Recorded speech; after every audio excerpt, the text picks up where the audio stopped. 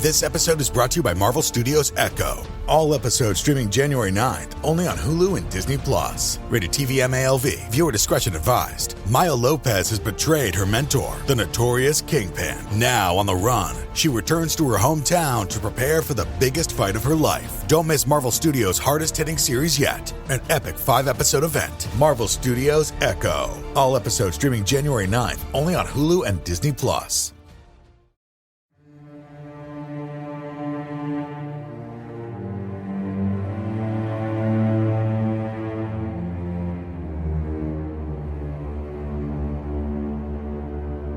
Hello, and welcome to Scare You to Sleep.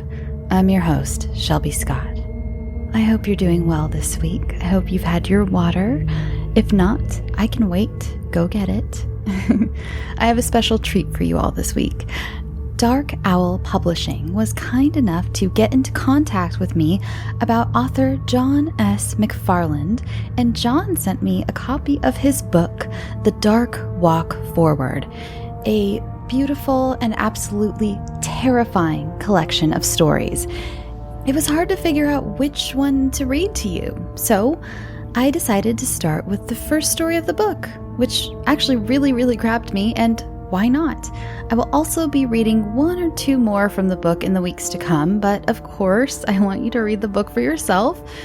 What's unique about The Dark Walk Forward, that I found anyway, this is just from my perspective, is that all of the stories are sort of intertwined in a way. Like they have little references to the other stories, even though they all take place in different periods with different people from all walks of life. It's so clear that they're all a part of the same world. It really brings a realism and gravity to each story, which, when it comes to horror, the realer it feels, the scarier it feels. There was one in particular that had me in total shock. I'm still debating on whether or not to read that to you or to let you find it for yourself when you read the book. They all have a darkness that looms over them that I've never seen over an entire collection. John really has a way with atmosphere, and you all know how much I love atmosphere.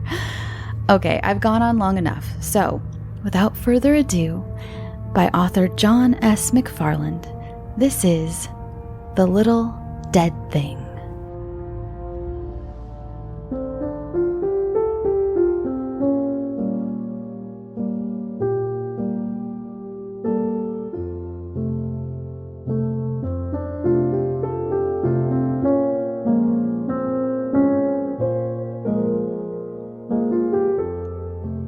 Abel Edwin Jarre, 128 Constantinople Street, St. Odile.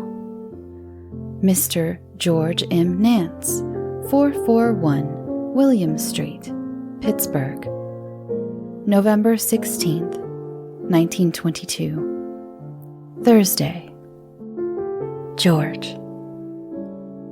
If I can't discover how to heal the wound God has put in my heart to know Him, to understand and satisfy my longing for Him, and finally feel I am part of His creation, I don't know how I will face the years to come.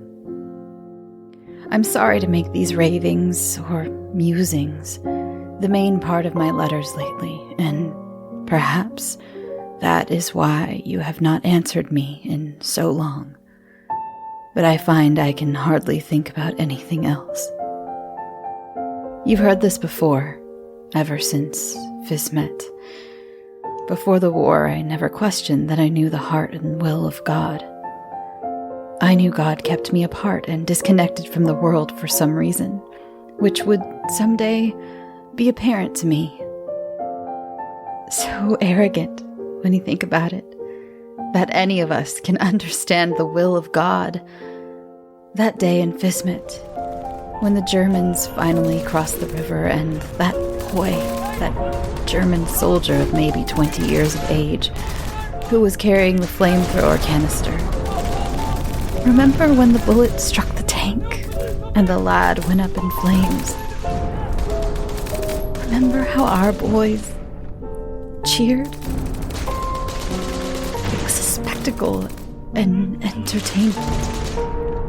We cheered and laughed as he, the enemy, screamed in the most horrific and pitiful agony. I aimed my rifle at his head to put an end to his suffering, but I hesitated. He was an enemy soldier, yes, but would not the act of shooting him in that way be something other than the accepted barbarity of war?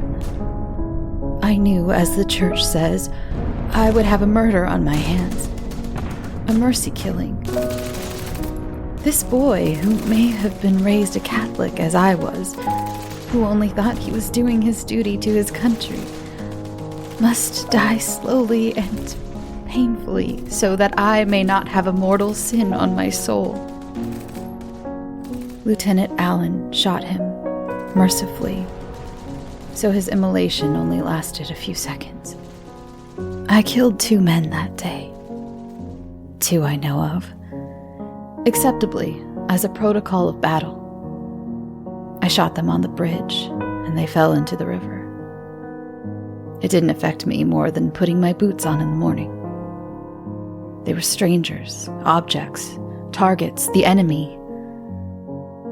But that night, I could only think of the burned boy who died in such a different way. I wondered, how is the suffering and loss of an enemy, the other, different from ours? Of course, it isn't. An obvious enough proposition, but I didn't really understand it before then. But the war was full of moments like that, wasn't it? As we said on our ship home that night, when our time in the 111th was nearly over. War is moments where familiar things became understood in a different way, or understood more deeply. It's that connection that must be made to this world, to all of life, which I have been seeking and turning over in my head for 4 years. I'm sorry to refer to it so often. One day, I hope to put it out of my mind. With your wife's serious illness, maybe you have had these pointless, metaphysical thoughts too. I am glad May is feeling better, per your last letter in March, and her consumption was relieved by your trip to Arizona. Perhaps you will move there. I would hope to see you again and to meet her on your way west, if you do. I wish we had been able to do that on your first trip, but there it is. I write to Eustace Kirby, too, as you may remember. He was as near the landing at DeCasters Island, in my very own town, in June, according to the visitor list in the newspaper. And he didn't visit me. Eustace Kirby of Bremen Ridge, Pennsylvania, who served with distinction in the 111th Pennsylvania in the recent war, traveling to San Francisco, California, with his wife Kate. The Kirbys came by boat, down the Ohio, then up the Mississippi, to catch the train to St. Odile, and travel north to their connection in St. Louis to continue their journey. I have written him 7 or 8 times since getting re-established here in St. Odile. He was a few blocks away and chose not to visit me. I am at a loss to understand this. I mentioned in my last letter also that my hopes of a future with my Lucy were fading. Her father has never approved of me. She says he wants no veteran of the war for her husband. He suspects that no man who lived through it would be unaffected enough to make a suitable mate for his daughter. He would never trust such a man to be capable of a normal family life after all we experienced. I have asked her for a final answer, asked that she consider only her feelings, not her family's. I am still waiting to hear from her. My work continues at the assay laboratory at Osage Lead Company. Mr. Carl, my supervisor, has hired a new technician. Roalt is his name. He is supposed to be my assistant, and I am to train him to process samples. The young man is concerned with details and organization and is good enough at arithmetic, so he is learning quickly, as I expected he would. It seemed to me that there were barely enough samples to keep me occupied, as our production has fallen off so drastically since the war. But Carl has insisted that we will be much busier in the future, that there are prosperous times ahead, and we must be prepared. He has said there will soon be a push to add lead to gasoline, and it will make automobile engines run smoother, and our production will soon increase. However, I was unconvinced by this assertion, and I asked Carl if he is dissatisfied with my work, or has come to dislike me for some reason. But he says I am imagining it. He says I spend too much time imagining plots against myself. I don't know what it is, George, but the town has not accepted me since I returned from the army. Treves has noticed it too. Noticed that he is ostracized now. In his case, his injuries have changed his appearance so terribly. Perhaps that is what is behind his situation. His surgery has fallen off to nothing. But as far as I can tell, I am unchanged, outwardly at least. But Saint Odile has changed toward me. I am an outsider here. Though I still harbor some concern for him, even Treves seems alien to me. What are the chances that two fellows from a tiny village on the Mississippi should find themselves at the outbreak of a great war in the same unit in a Pennsylvania battalion?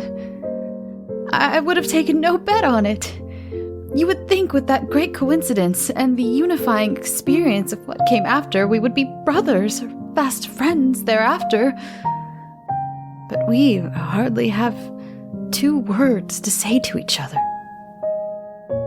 There it is. I will close now so that I do not miss the mailman. Your friend, Abel.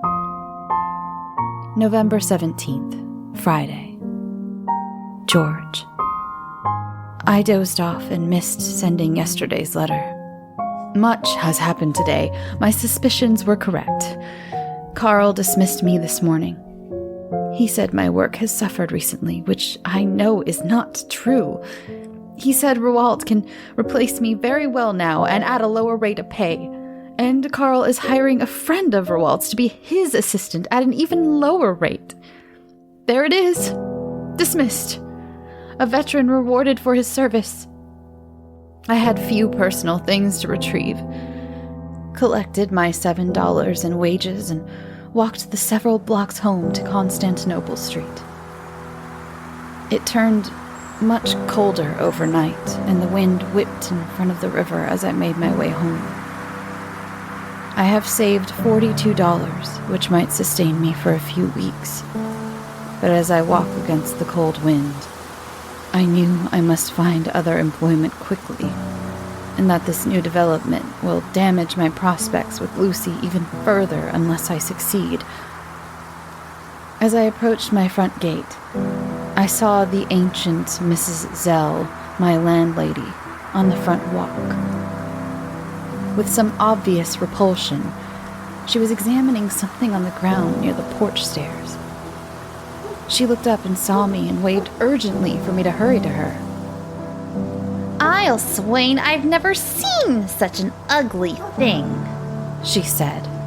She seemed awestruck and unwilling to take her eyes off the thing on the ground. What is it? I could just see part of it behind a boxwood bush. "I never seen seen such a thing. It's some ugly little thing, some little dead thing. Mrs. Zell's manner of speaking is to emphasize at least one word in every phrase or sentence. What is that? I wonder how long it's been there. I never noticed until just now. It looks like it's been dead a while, I said. Maybe the cat dragged it here. That prospect seemed unlikely. The creature was not as large as a cat, but looked formidable. It was unlike anything I'd ever seen. It was hairless, except for a few patches of gray, coarse fur near its hindquarters on its feet. It's 6 feet. It had 4 paws armed with long, curved talons and 2 sets of hind legs, similarly armed. There was a short set of hind legs in front of a longer, more powerful set. The short legs seemed to be vestigial, or perhaps some sort of malformation, because like the forelimbs of the great Tyrannosaurus found in the West lately, they seemed to have no practical use. The head of the creature was beyond classification. It had a short, muzzleless face, 2 bulging eyes, filmy and gray in death, and a round mouth much like a lamprey's, with many needle-like teeth. Below the weak jaw were 2 appendages tipped with bony barbs that reminded me of the stinger of a scorpion. Its skin was gray with a bluish tinge, sagging and wrinkled and showing the first stages of decay. "It's a chimera," I said. "I've never seen such a collection of deformities. What is it?" We had many monstrous specimens in jars at the university, but nothing like this. Doesn't have much of a smell, does it? I can't touch it, Mrs. Zell moaned. Please get rid of it for me, Mr. Jar. I wonder if we should notify someone, some county official or sheriff, or even one of my old professors at the Cartesian University. I don't want to see it again. Just dispose of it immediately, please. And why are you home from work in the middle of the morning? You may remember my interest in natural history and zoology. It was I who always cared for the war horses when I had the chance and looked after cats and dogs displaced by battle. In school, I loved zoology more than chemistry, my major field of study, but couldn't foresee a way of making a living at it. I could not see myself dumping this horrific and unique creature in a grave or disposing of it in the city dump. I assured Mrs. Zell I would dispose of the dead thing. I went up to my room and found an old lidded laboratory jar with a 2-gallon volume I had retrieved from the lab after Carl threw it out. I had a supply of denatured alcohol too, which I had brought home for cleaning and as lamp fuel. I poured about 1 gallon of this into the jar. In the shed back near the alley, I found a burlap sack and a shovel. From just outside the kitchen window, I could hear Mrs. Zell speaking to her niece on the telephone, telling her the story of the discovery. I slid the shovel under the body of the creature and lifted gently. It was so fragile with putrefaction that the gray skin tore as I lifted, revealing a swarming and disgusting mass of maggots inside. My gorge rose, and I thought I might eject my breakfast on the spot. It seemed odd to me that, with the weather turning colder, the maggots would still be active in the body. But I soon saw a wisp of steam rise from the torn skin, as though the body were still warm inside. As I held the top of the sack open and passed the laden shovel under it, one of the barbs on the creature's jaw scraped below my left thumb. I gently lay the burden inside the sack, and I immediately started to notice that the punctured place on my hand was going numb. By the time I lifted the sack off the ground, My left hand had gone completely dead and had become nearly useless. I reckon the barbs deliver some sort of anesthetic or paralytic agent, as some insects and spiders do, which may aid in the killing of its prey. I carried my burden up the front steps so Mrs. Zell would not see me. Once in my room, I locked my door and lowered the sack into the jar, which I had placed on my work table. With the shears, I split the sack on both sides of the carcass, and with a little twitching of the sack, the body slipped out. It drifted gracefully into the fluid, tatters of decayed flesh fluttering about it like tiny wings. One of the small rear legs fell off and wafted slowly to the bottom of the jar. The body settled against the side of the glass, its head and left shoulder near the top of the surface of the alcohol, and its hindquarters resting on the bottom. Soon the body and the fluid into which it had been placed were still. Its filmy eyes seemed to be looking at me. By this time, I had begun to notice the feeling returning to my left thumb. I turned my desk chair around and sat in it, looking at the jar. The eyes of the creature still seemed fixed on me. They are an opaque gray blue. I was struck again at what a chimera the thing was, at what impossible biological inheritances had come together so unbelievably and implausibly to create it. Now, at least, it is preserved in its jar and will decompose no more, but remains forever in its present suspended state, until I can decipher its mysteries further. I think you will be the only person I tell about this thing, George, at least for now. I will cover the jar with a sheet when I am away. I cover the whole table most of the time, and the Morstan girl who cleans up for Mrs. Zell never disturbs the sheet when she's in here. I think there is little chance she will discover my secret. Yours, Abel. November 22nd, 1922. George. I wonder when you will receive my last letter, and what your response will be. I hope you will respond, as I would like to have your reaction and opinion of the little dead thing. I will try to sketch it today, and include that with this message. The first action of a man displaced from his livelihood is to try to find his next employment in the same field. There is a lime works in St. Odile, Seraphim Lime it's called. Their offices in small laboratory are on Mal Ardent Street. I walked there after mailing Friday's letter.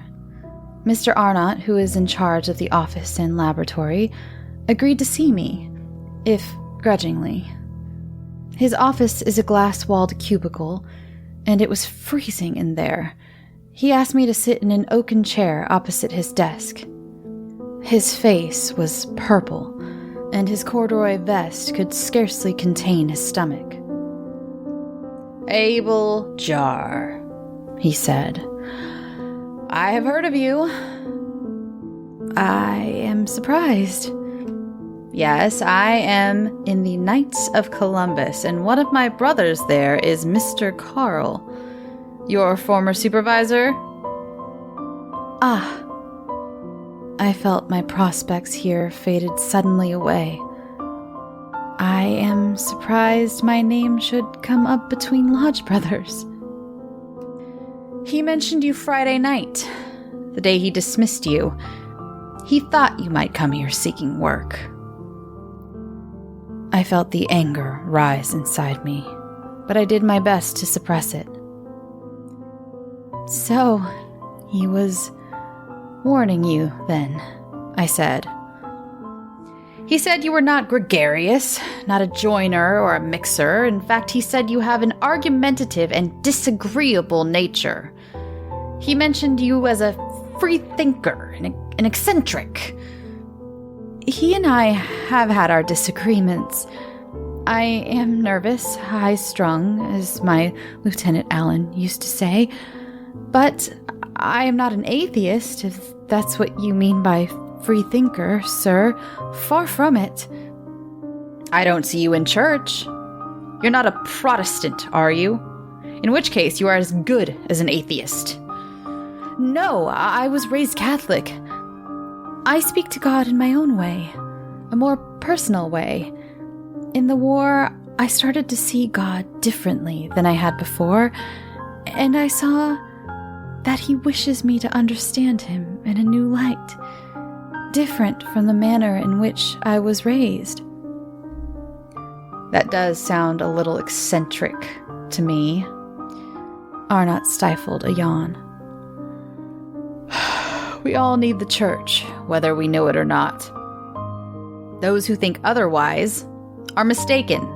Pure and simple. Isn't up to each of us to interpret scripture.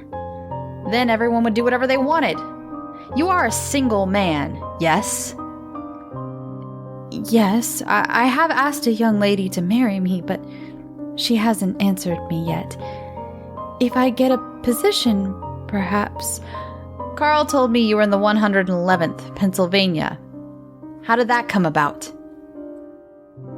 There was nothing for me here at the time. I had no family, or I went to Pittsburgh for a new start, to see if I could work in the laboratory of a coal company, but the only job I could get was as a hand loader underground. Backbreaking work. Then we got into the war. Arnott looked at me as though he either didn't believe my story or was not the least interested in it. I couldn't tell which. I know you have experience, and I could make a place for you immediately, he finally said. But I have to think about it. It's a small space here to be closed up together all day. I don't like to rock the boat. A different personality can rock the boat. I didn't want to take Carl's word alone about you. I wanted to hear your responses to his assertions for myself. I am a fair man, and as I said, there is work you could do now, but I don't know. Let me think it over. Your boarding house has a telephone? I will call in a few days if I decide to proceed. Thank you for coming in, Mr. Yara. It had turned much colder in the brief time I had been at Seraphim. The walk home took me past Boyer's butcher shop, and I thought of stopping in to ask if there was any work available there. But I argued with Boyer a year ago about some spoiled mutton he sold me, and he has never seemed to like me much since then.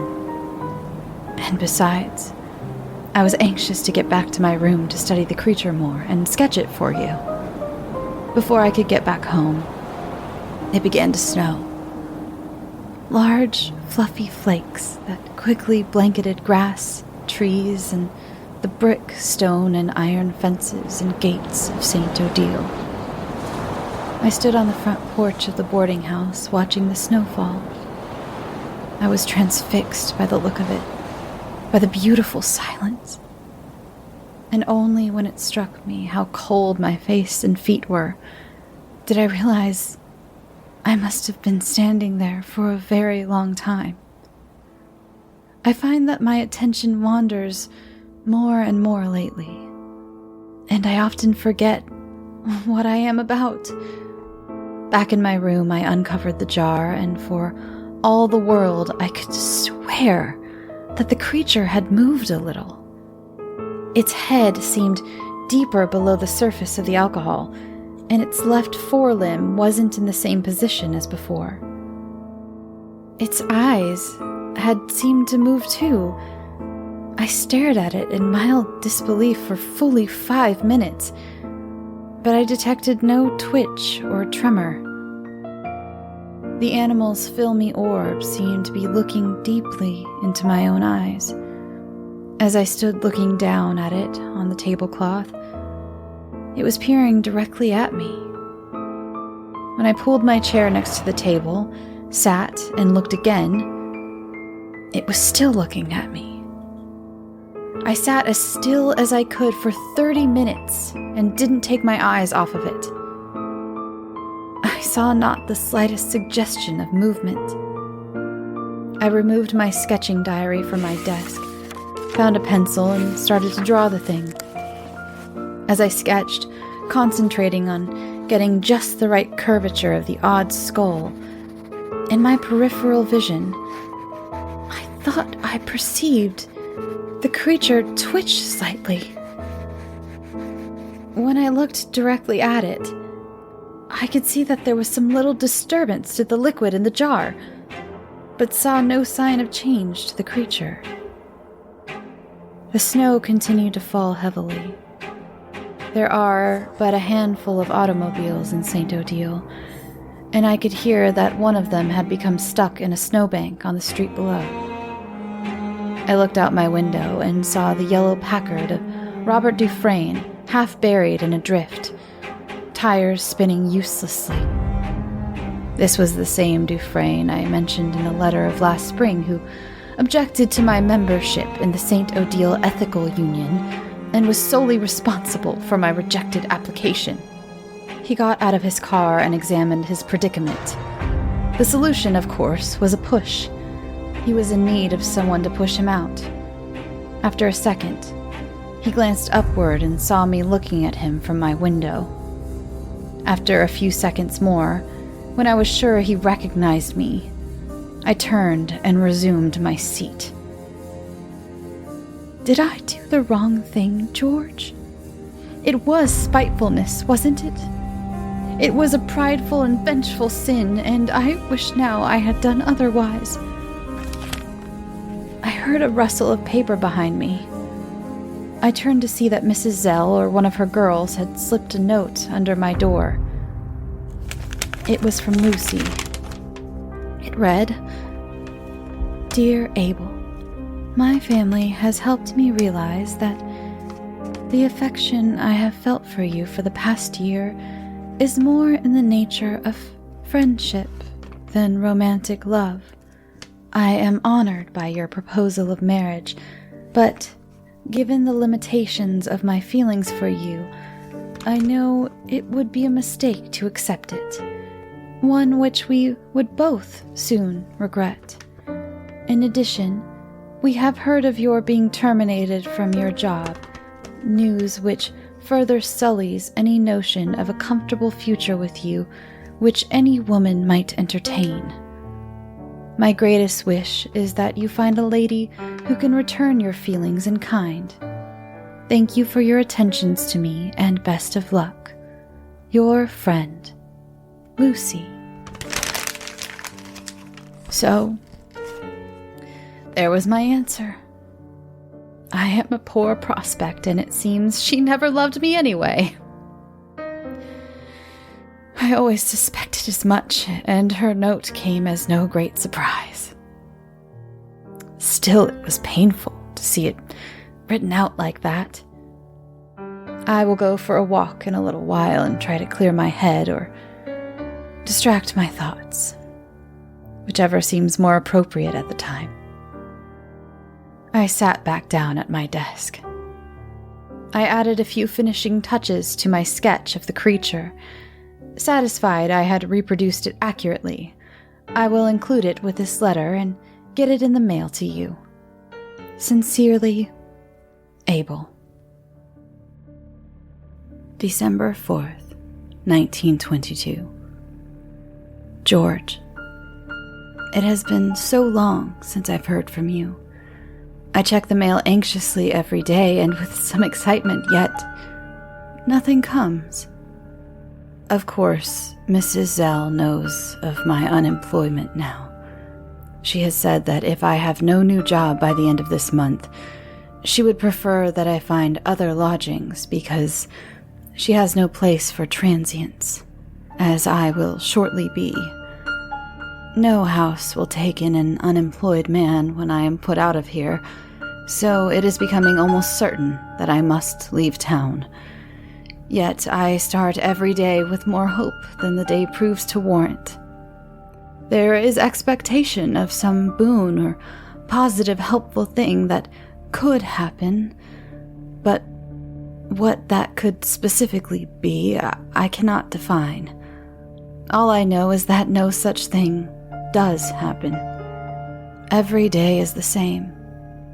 I awake at 4 or 5 in the morning. I toast some bread and fry an egg for my breakfast, and I sit for an hour or more and look at the dead thing in the jar. I still have no notion of what it is or where it fits into nature. I sketched it again and sent that to John Stubbs, one of my zoology professors at Cartesian, but no response yet. He may think I am trying out some practical joke on him. I will need to buy a camera and photograph it. The most striking thing about the creature, I say again, is what an impossible mixture of heritages it is. It defies what little I understand about genetical science. I wonder how intelligent it was. I wonder if it had thought processes of a predator, which are necessarily more complex than those of prey animals, and I wondered where more of the species might be, or if it was the last of its kind. I still own a copy of The Classification of Higher Vertebrates by Hawkins from my undergraduate days, and an antique copy of Compendium Naturalis Mundi by Vandermeet, which I found in a bookseller's stall a few years ago in St. Louis.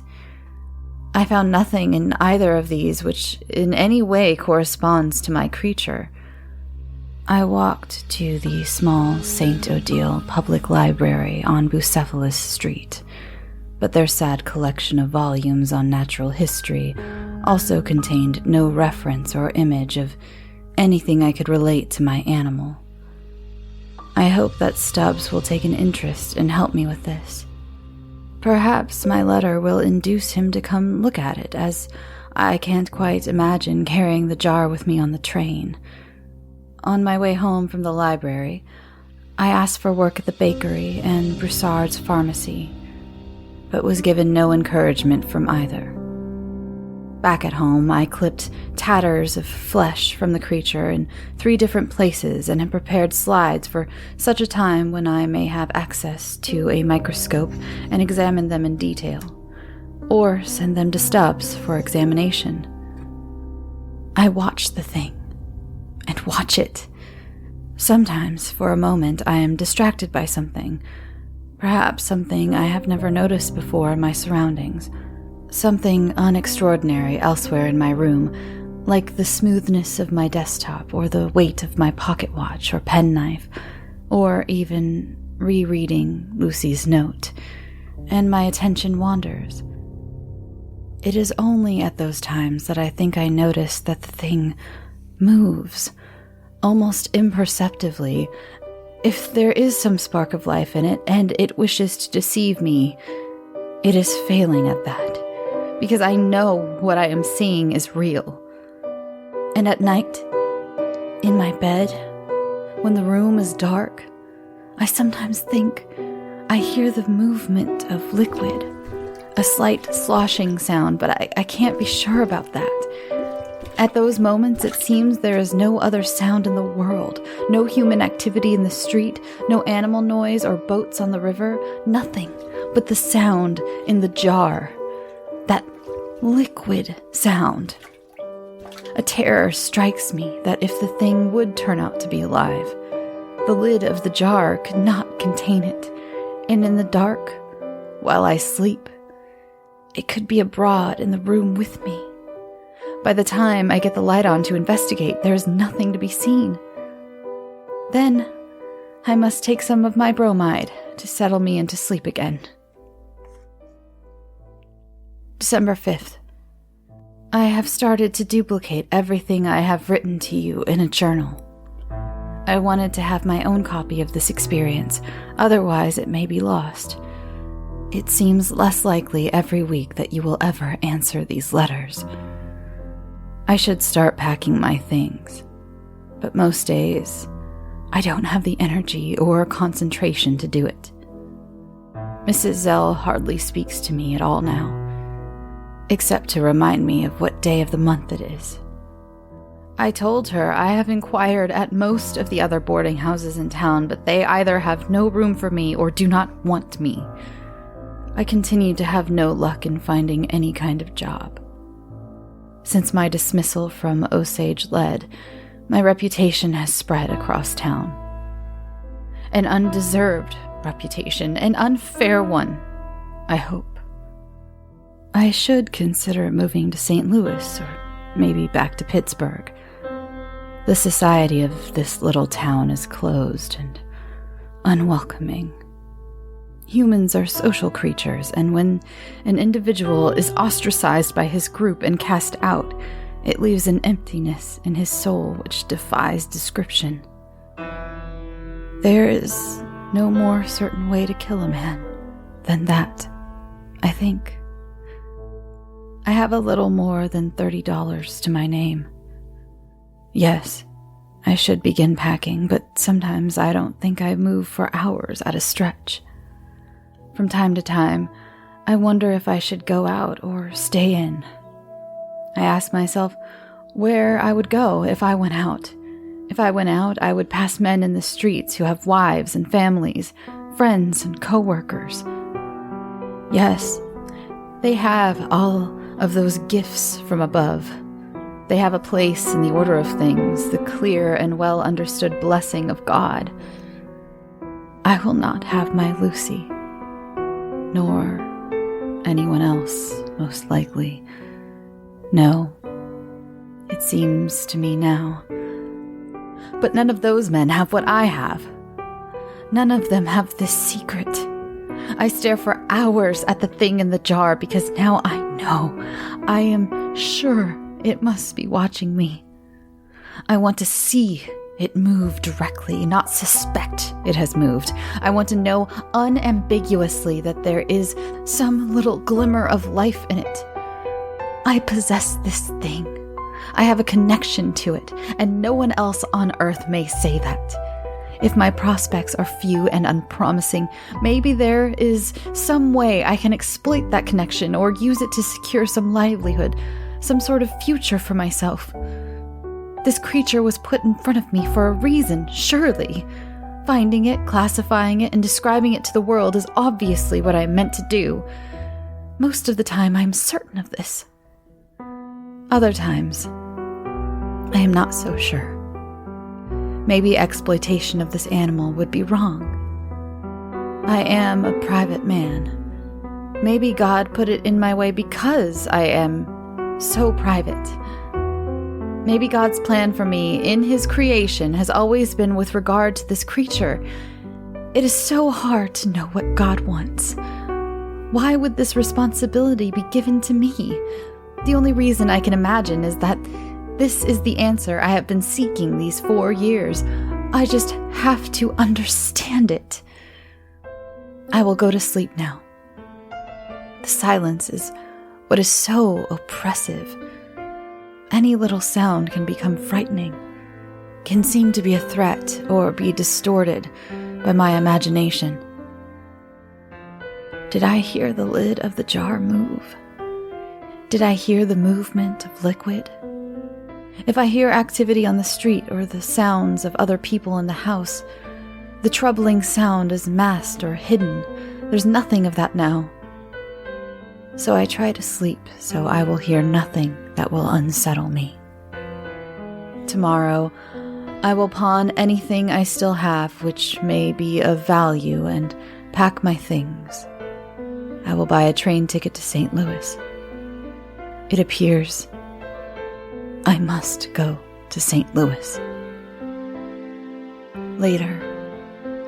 This morning I carried a bundle of things with me to LaHaye's pawn shop on Rowan Street, close by.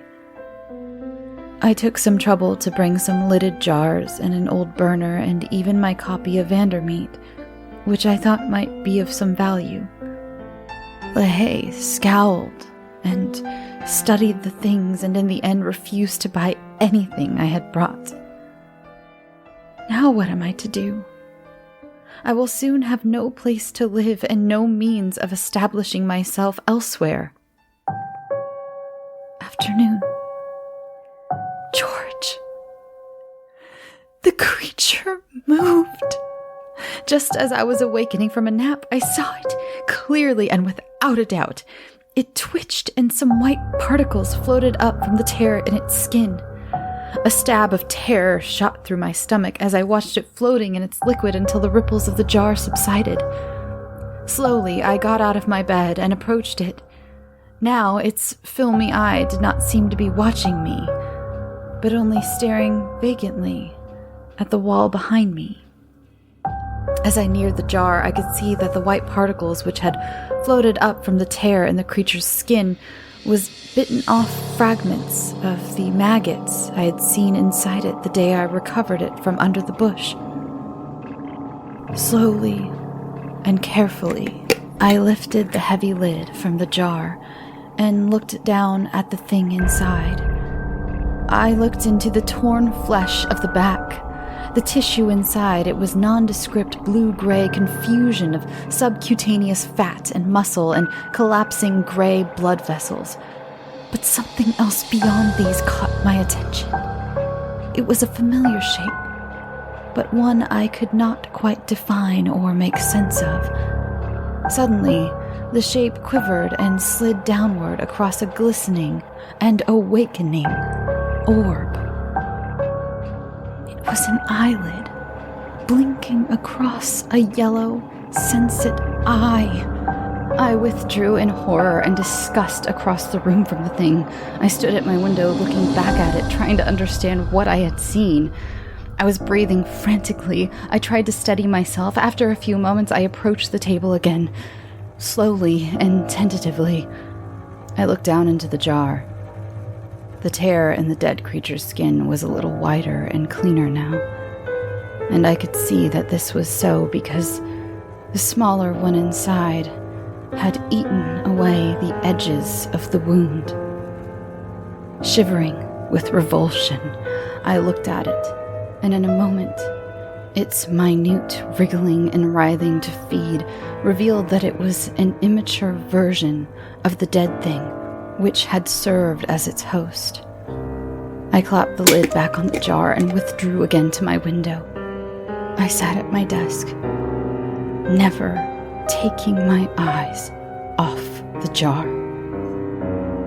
This was the creature's nature. It reproduced itself by growing an embryo inside, which slowly consumed the host body of the mother. A type of matrophagy, as some spiders practice. Or perhaps this carcass was the father, and the fertilized zygote is placed within him while he is alive, to grow as is seen in some marine animals, I believe. The males in nature are usually more disposable than females. This conjecture makes the most sense to me. And the growing fetus must be anaerobic if circumstances warrant, even after it is viable. Otherwise, it could never survive in the alcohol. A knock at my door. Mr. Jar? It was Mrs. Zell. I have a letter here for you, just arrived. She pushed it under the door. And Mr. Jar, I have a young lady coming up from Cape Girardeau on Monday. Miss Connolly is her name. She used to be the new housekeeper at the rectory. I want her to have this room. I would be obliged if you could be out by the weekend. But I was counting on having the full month, Mrs. Zell. We rent by the week, Mr. Jar. I can put you out at my discretion. By the weekend, if you please. I need more time, Mrs. Zell. I have nowhere to go. To be honest, Mr. Jar, I regretted bringing you in here almost immediately. You have always been an ill fit. I don't know why you would want to stay in a house, or a town for that matter, where you weren't wanted. I shouldn't repeat this, but now I hear from Mrs. LaHaye that you have tried to sell goods to her husband, which were obviously stolen from your last employer. She believes Mr. Carl has pressed a complaint against you, and the sheriff has a warrant for your arrest, which he will execute when he returns from that shooting business on DeCaster's Island in a day or two. Perhaps I shouldn't have mentioned it, But I have always spoke plainly, and you are hardly in a position to run away from the justice awaiting you, and I suppose you have a right to know. I will have no undesirables in my house. I am to be arrested? The old woman's words were like a judgment from heaven. It was like that moment on the transport ship when we realized that the war made us understand everything in a new way. The entire town wants me gone, and I have no means to go elsewhere. So, what will I do? There was a slight sloshing around in the jar. I could see the gray, slippery body of the dead thing twitch a little as the offspring inside it fed. I arose and went to my door, picking up the letter Mrs. Zell had pushed under it. It was from Professor Stubbs at Cartesian. It said, "Mr. Jar, you claim to have been in a vertebrate zoology class of mine some 10 years ago, but I have no memory of you. Your letter is obviously a hoax, as the creature you describe is a biological impossibility, as someone with a true knowledge of natural history would certainly know. Please find better ways to occupy your time than by dreaming up nonsense to waste the time of persons more productive than yourself. Signed, J.S." So, there it is, George. I am soon to be homeless or arrested, and I have no prospects but to take this thing in its jar and try to show some scientific or academic person that it is real, and I have made a great discovery. But who will listen? I am exhausted. I must rest. December 7th. George, this will be my last letter. I will leave it on my table for Mrs. Zell to find. And what else will she find? I am not well. I am not strong. But I am content. I feel such peace now. I am holding a towel to my face as I write. My face is numb but bloody, covered in blood. I slept a deep, undrugged sleep last night. I scarcely moved all night and only awoke 10 minutes ago. As I started to awaken, I noticed that the lower half of my face was numb, completely, without feeling. There was a small weight on my chest and neck. As my eyes slowly focused, I was horrified to see the young creature from the jar sitting on my chest, just at the collarbone. Its dark eyes watched me indifferently. Its small body was a perfect copy of its dead parent, except it had more fur. Its mouth and face were covered in blood, my blood. It had deadened my mouth and face with its stingers. I gasped and choked on the blood I inhaled with the breath. I jumped out of my bed and saw that the mattress was splattered in red.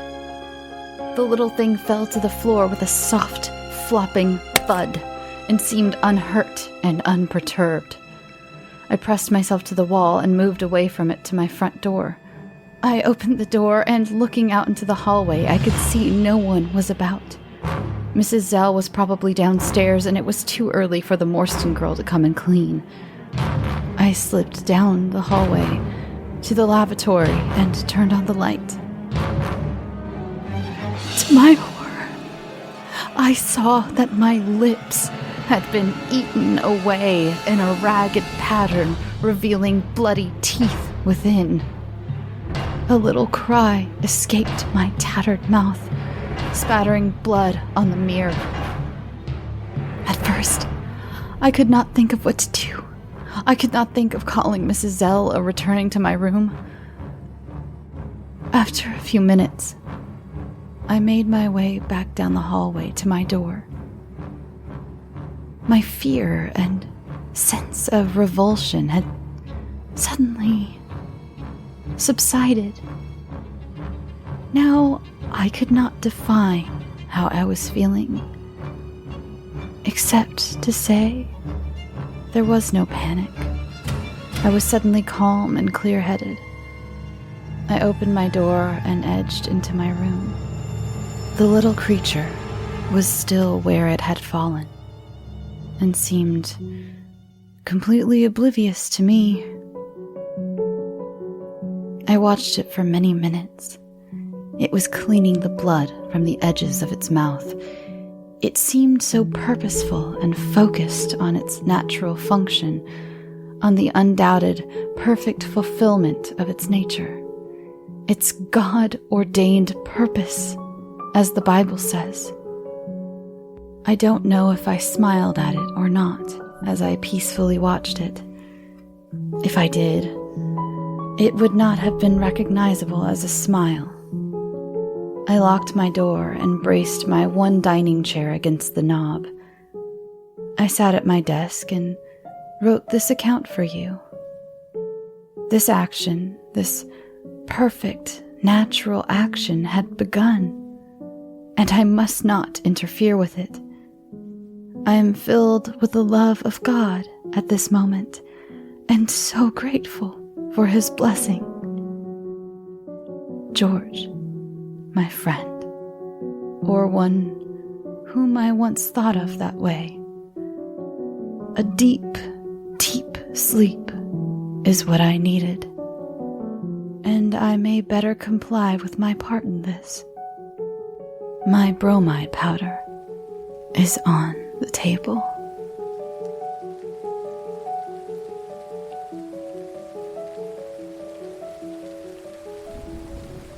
Hey there, it's the new year. You've got mood boards and resolutions, and work is back in full swing, and you don't need any extra stress in your life. And Factor's ready-to-eat meal delivery takes the stress out of meal planning and sets you up for success in the new year. Skip the grocery stores, prep work, and cooking fatigue. Instead, get chef-crafted, dietitian-approved meals delivered right to your door, with over 35 meals to choose from per week, including options like keto, calorie smart, vegan plus veggie, and more. Plus over 55 weekly add-ons. You'll have a ton of nutritious and flavorful options to kickstart your resolutions. Forget frantic lunch preps and rush dinners. Factor's 2-minute meals are your secret weapon in the new year. Fuel up fast with restaurant-quality meals, all delivered right to your door. Factor now offers loads of snack options like breakfast, smoothies, juices, snacks, and more to keep me going no matter what's on the schedule. Skip the overpriced takeout trap.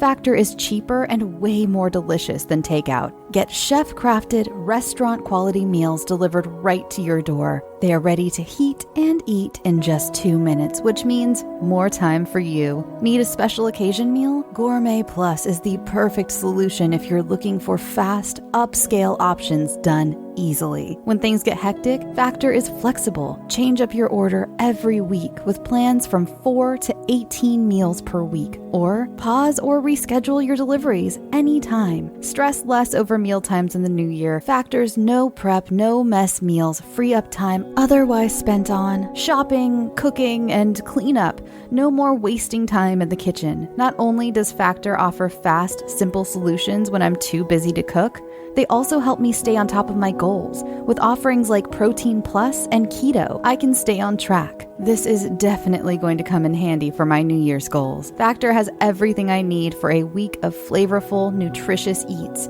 In addition to ready-to-eat meals, they have cold-pressed juices, smoothies, energy bites, extra protein, veggie sides, and more to keep me energized during frantic times. Head to factormeals.com/scareyoutosleep50 and use code scareyoutosleep50 to get 50% off. That's code scareyoutosleep50 at factormeals.com. As many Scary to Sleep fans know, I've been going through a lot of changes in my life. And one thing I've been doing is getting my finances much more organized, and that includes paring down some of the subscriptions I pay for. It feels like everything is a subscription these days, be it for the gym or streaming services or music, the list goes on, and something that has helped me tremendously is Rocket Money. They not only helped me cancel subscriptions that were a pain to try to do myself. Have you ever tried to deal with some of these companies directly? It's just a headache. Rocket Money also alerts me when the subscriptions I did keep go up in price, giving me the ability to weigh my options and keep those little extras that add up oh so quickly in check. Rocket Money is a personal finance app that finds and cancels your unwanted subscriptions, monitors your spending, and helps lower your bills. I can see all of my subscriptions in one place, and if I see something I don't want, I can cancel it with a tap. I never have to get on the phone with customer service. Rocket Money has over 5 million users and has helped save its members an average of $720 a year with over 500 million in canceled subscriptions. Stop wasting money on things you don't use. Cancel your unwanted subscriptions by going to rocketmoney.com/scareyoutosleep. That's rocketmoney.com/scareyoutosleep. rocketmoney.com/scareyoutosleep. Thanks for listening. Thank you again to Dark Owl Publishing and to John S. McFarland for sending me a copy and allowing me to read this stunning book. If you liked the mood from this story, then you will definitely love the entire book. I highly recommend picking up a copy.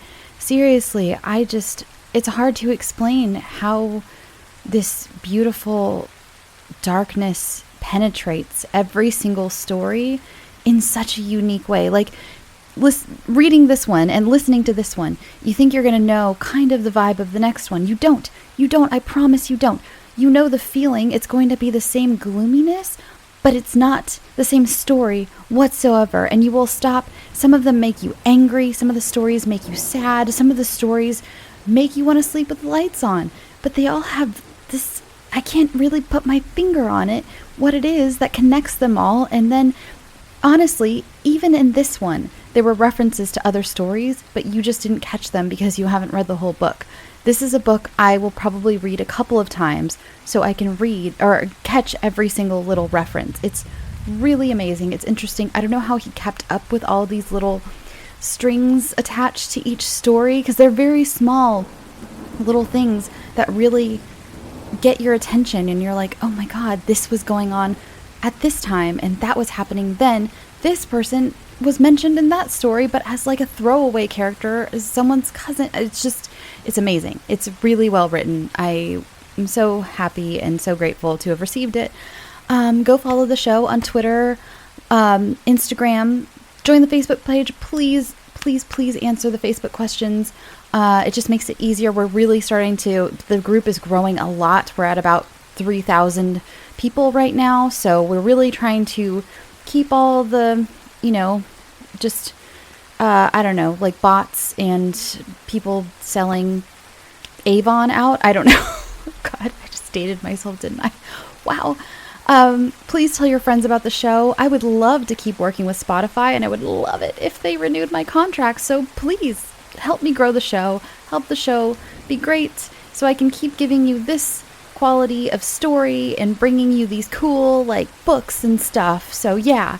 Anyway, go get some sleep and sweet dreams.